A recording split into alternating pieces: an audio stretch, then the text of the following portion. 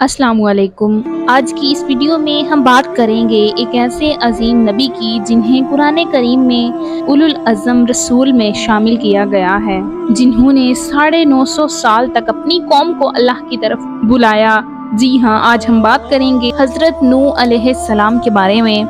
حضرت نوح علیہ السلام حضرت آدم علیہ السلام کی 10ویں پشت میں تشریف لائے۔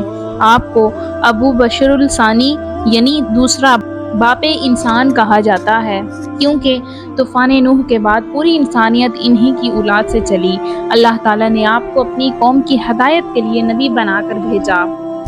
جب وہ لوگ بت پرستی اور گمراہی میں مبتلا ہو گئے، نوح علیہ السلام کی قوم نوح کہلاتی تھی۔ انہوں نے اپنے نیک بندوں کی یادگار میں بت بنائے، جیسے ود، سواع، یغوث، یعوق اور نصر۔ آہستہ آہستہ لوگ ان بتوں کو پوجنے لگے۔ شرک، ظلم، غرور اور گناہ ان کے اندر پھیل گیا۔ یہی وہ وقت تھا جب اللہ نے حضرت نوح علیہ السلام کو ان کی ہدایت کے لیے بھیجا۔ حضرت نوح علیہ السلام نے اپنی قوم کو کہا، اے میری قوم، اللہ کی عبادت کرو، اس کے سوا تمہارا کوئی معبود نہیں۔ آپ نے دن رات چھپ کر اور اعلانیہ نرم لہجے میں اور کبھی سخت الفاظ میں اپنی قوم کو سمجھایا، لیکن قوم کے سرداروں نے کہا، تم ایک عام انسان ہو، ہم تمہاری بات کیوں مانیں؟ غریب لوگ حضرت نوح علیہ السلام پر ایمان لاتے، لیکن مالدار اور سردار ان کا مذاق اڑاتے۔ حضرت نوح علیہ السلام نے 950 سال اپنی قوم کو سمجھایا، مگر ایمان لانے والوں کی تعداد بہت کم رہی۔ آپ نے اللہ کے حضور فریاد کی، اے رب، میں نے دن رات اپنی قوم کو بلایا، لیکن وہ اور زیادہ دور بھاگتے ہیں۔ آخرکار اللہ تعالیٰ نے وحی فرمائی، اے نوح، اب ان سے بحث نہ کرو، ان میں سے کوئی ایمان نہیں لائے گا، بس تم ہماری نگرانی سے اور حکم سے ایک کشتی بناؤ۔ حضرت نوح علیہ السلام نے اللہ کے حکم سے ایک بہت بڑی کشتی بنائی۔ قوم کے لوگ مذاق اڑاتے کہ پہاڑ پر کشتی کیوں بنا رہے ہو، لیکن حضرت نوح علیہ السلام صبر کرتے اور اللہ کی طرف دیکھتے۔ جب اللہ کا عذاب آیا تو آسمان سے بارش برسی اور زمین سے چشمے پھوٹ پڑے، پانی ہر طرف پھیل گیا۔ حضرت نوح علیہ السلام ایمان والوں اور جانوروں کے جوڑوں کو لے کر کشتی میں سوار ہو گئے۔ کشتی پہاڑوں کی طرح موجوں پر تیرنے لگی۔ یہاں ایک دل خراش واقعہ ہوا۔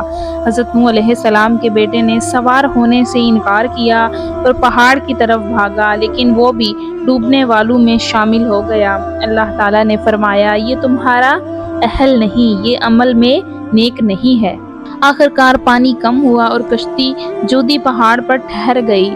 تمام کافر ڈوب گئے اور زمین پاک ہو گئی۔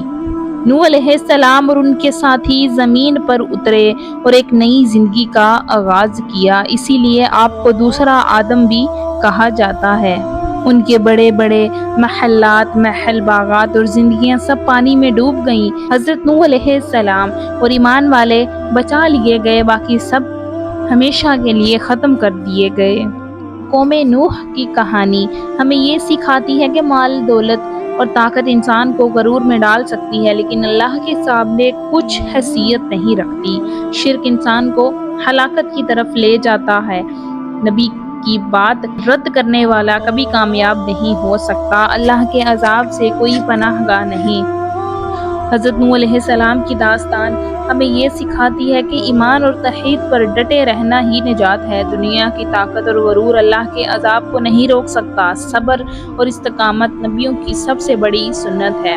گناہ اور شرک انسان کو ہلاکت کی طرف لے جاتے ہیں۔ اللہ تعالیٰ فرماتا ہے، ہم نے نوح کو، ان کے ساتھیوں کو نجات دی اور باقی سب کو غرق کر دیا۔